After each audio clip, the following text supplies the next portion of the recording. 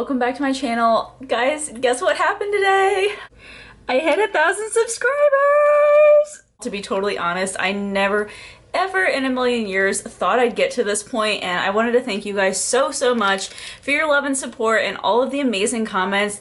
I really honestly can't thank you guys enough for what you guys have done for me. It's amazing, and hopefully you guys will continue on with this journey with me because I have so many other plans for this channel and I'm just really excited. So I wanted to share the love with you guys and just know that I love you guys so much. So thank you so much, guys.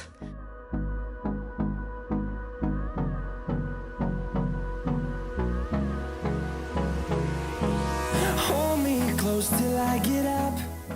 The first step that I like to do with my clients is give them the Mario Badescu lip balm to put on. This will ensure hydration on the lips just so your lip products can go on a little bit smoother later. Then I'm going in with the Bioderma Micellar Cleansing Water on a cotton round and just putting it all over the client's face. This will basically remove any excess oils so foundation will sit really nicely on top. Now I'm just spraying her face down with the Mario Badescu Cucumber and Aloe Facial Spray. This is just a really hydrating facial spray. It's really similar to the MAC Fix Plus spray. And then I'm just taking my Bobbi Brown eye cream right here and just taking it with my ring finger because that is your weakest finger. And I'm just using light tapping motions to just tap in the product. Then I'm going in with my brow pomade here, just with an angled brow brush from Anastasia. This is the Anastasia Dip Brow Pomade in the shade Soft Brown. So as you can tell, I'm basically just starting off by going right up underneath the brow with minimal product, kind of carving out a shape for the brow, and then filling in the tail, and then going to the front of the brow when I have the least amount of product. This will make sure that you have an even blend and nothing looks too heavy or too Sharpie brow-like on the brows, because nobody likes those. Now I'm going in with the P. Louise base in the shade Rumor 02, and I'm taking it with a concealer brush and just carving out right up underneath the brow. I'm also taking it right over the eyelids and just tapping it on in a really thin layer to make sure that I cancel out any discoloration on the eyelids, and it just creates a really nice sticky base for your eyeshadows to go on top of. Next, I'm taking my clear brow soap. This is from the brand Becky Sue. I just got it really inexpensively off of Amazon. You basically just spray it down in this little tin with water and then just activate it with a spoolie, and it holds the brows extremely well. Next, I'm taking the Charlotte Tilbury eyeshadow quad in the shade Vintage Vamp, and this has literally been such an amazing eyeshadow, amazing formula and everything. I hauled a bunch of things from Charlotte Tilbury in my Instagram story, and I will be doing an official haul on YouTube as well, so stay tuned for that. But I'm taking that dark burgundy shade inside of the palette and just going in with a fluffy crease brush and just going right in the crease with it, building it up so I have the correct color. Then I'm taking the Stila Liquid Shimmer and Glow eyeshadow in the shade Kitten Karma, and I'm going right in with a flat definer brush right there and just packing it on kind of like in a semi-cut crease sort of way, just so I can have a base for my shimmer color. Next, I'm packing on a loose pigment on top of there. It's one of my all-time favorite bridal colors here. It's MAC in the shade Tan. And then I'm just basically packing that all over the lid on top of that Stila pigment that we put down before. I'm cleaning everything up with a Q-tip because, as we all know, loose eyeshadow pigments kind of go all over the place sometimes, so I just wanted to make sure I cleaned my mess up there. Then I'm going in with my Inglot 77 gel liner on a MAC angled liner brush here and just kind of drawing a really thin line around the lash line. I didn't want to make it super thick because her eyes are a little bit more hooded, so I didn't want it to completely take up the whole entire lid space. Then I'm just applying a little bit of mascara on a disposable, of course, and this is just a waterproof mascara by Maybelline. To me, it doesn't matter what mascara I go in with as long as it's waterproof because I usually end up putting false lashes over top anyways. Now I'm taking some lashes from AliExpress. I forget what style these are, so I will be linking them below. I mean, I'll be linking every product down below, but especially these since I don't remember which one they are because they have very strange numbering systems. Now I'm just going in with a combination of different foundations. So I really like mixing a whole bunch of foundations together to get the right shade because nobody usually is one single tone. I went in with a combination of Charlotte Tilbury Hollywood Flawless Filter, and that just gives it a little bit more of a luminizing base. I also went in with the Charlotte Tilbury Airbrush Flawless Finish foundation, and that one is more of a matte full coverage foundation with a little bit of the Face Atelier Heat foundation mixer, which has a little bit of red undertones in it. Just a side note, before anybody points it out below, I just wanted to note that I did purposely match her foundation a little bit darker on her face because her body was a couple of shades darker than her face, so I usually like to make sure those two even out. So I did go ahead and blend down her neck to match up with her body, because otherwise you have somebody's face that's like ghostly white and then their body's really deep and it just does not look right. So just wanted to let you guys know that that was on purpose. I am now going in with the Too Faced Multi-Use Concealer, and this is going to basically highlight the center of her face.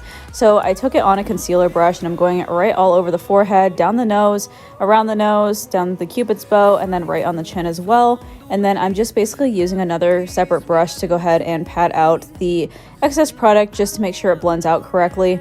Now I'm taking a couple of shades from the RCMA Cream Foundation palette and just kind of blended them in to create a nice contour color for her. I'm taking it on that same concealer brush that I used to tap out the excess product from the Too Faced concealer, and just going around the perimeters of her face, right into her cheekbones, foreheads, temples, everything like that. And then I'm taking that same foundation brush and just blending everything out. You guys have never seen me cream contour before because I honestly never have time to do it. Usually I do bridal clients and just the day's kind of rushed and there's really no time to do it usually, so that's why it usually never happens. Now I'm just taking that concealer brush with the contour shade and just going down on the edges of her nose, kind of right in the center. The next step I'm doing is going in with a combination of Stila cream blushes, and I'm just taking that same foundation brush and just patting the cheeks with it. I will be linking the colors down below. I just like doing this step because the blush lasts a lot longer. Then I'm going back in with the Too Faced Born This Way concealer, and I'm just going right up underneath the eyes there, just kind of in an upside down triangle with a concealer brush. I want to concentrate the majority of the product in that inner corner because that's usually the places that we get the most darkness and shallowness and everything, so I just want to make sure I conceal that really well. Then I'm using a little Morphe brush here, and I'm just basically tapping out the excess product and make sure it blends okay. Now I'm going ahead and setting underneath her eyes, so I'm using the Huda Beauty loose powder in the shade Pound Cake, and I'm just going in with a concealer brush that has no additional product on it besides that powder. As you can see, I'm not baking or leaving the powder on too long. I'm literally taking a very thin amount. If you start baking, it sometimes tends to look really dry, especially on people that have drier skin or if they're more mature. So I just want to make sure that I use a light amount of product, just enough to set it, and I'm going right in the areas that tend to crease. So I'm going right down the center of the face, right where the cheeks are, in the nose area, and then on the chin, under eyes, things like that. And then I'm taking the Charlotte Tilbury Airbrush Flawless Finish powder. I'm taking the shade Fair Light, and I'm going in and setting the rest of the face. I do want to make sure that her skin remains as glowy as possible. I don't want it to be too matte, so I'm just going in and lightly setting the rest of her face with that. The next step that I'm doing after this is literally the only method of baking that I ever do. I'm taking a dry or damp sponge here. These sponges are from Alcone. I know I get a ton of questions about them. I basically just go ahead and draw a line up underneath the contour with the sponge just so it kind of defines it a little bit more. Then I'm going to let that sit on there while I do the powder bronzer. This is the Too Faced bronzer in the shade Sweet Tea. It's one of my favorite glowy bronzers. And then I'm taking one of the Alamar blushes. I usually just swirl a combination of them together and slap them on. And then I'm taking the highlighter in the shade Soft and Gentle, and then I'm going in with a little Anastasia highlighter brush there. I'm taking that highlighter right on the top of the cheekbones, up into like a crescent moon shape around her eye, on her temples, down the bridge of her nose, right on her cupid's bow, and also on her chin as well. With highlighting, you're basically trying to draw attention to the areas that your face naturally hits the light, and it's very pretty when it's well done. Now I'm going back in with the Charlotte Tilbury Vintage Vamp palette in that burgundy shade, and I'm using a little small brush right there just to go right up underneath her lash line. And then I'm just taking a little bit of that light shimmery shade inside of the same palette and going right in the inner corners. I love to have a little bit of inner corner pop, although I usually kind of forget to do it for some reason, and I'm not sure why. Now I'm taking a clean powder brush and just brushing off the excess powder that I had for the bake underneath her contour. And then I'm just going onto the lips. So I'm taking the MAC lip liner in the shade Plum. This is a really great dark tone mauve color. I decided to do a mid-tone lip color for her. So I forget honestly what lip color that I use. This is terrible. I literally forget because it's out of that little palette that I have, and I kind of just took a combination of shades, but I will be linking those down below. Then I just like to go in with a concealer brush and just clean up the lines on my lip color. And then I'm just going in with Lower Lash Mascara because I almost forgot to put that on for some reason. Then the last step I'm doing is going in with the Morphe Continuous Mist Setting Spray, as you'll see me doing here, and we are all done.